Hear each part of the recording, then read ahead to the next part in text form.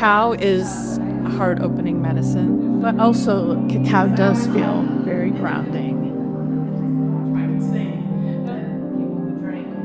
My intention for tonight is to share the beautiful gifts that cacao brings to all of us. Thank you.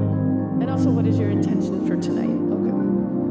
And somehow finding some peace and some order. Purity, truth, and connection.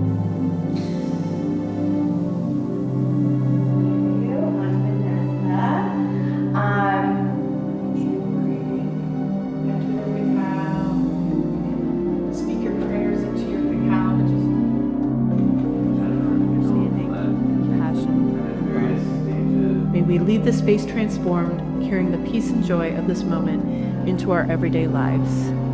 We give thanks for the sacred cacao. As we partake in this sacred extra rose, don't rush or anything.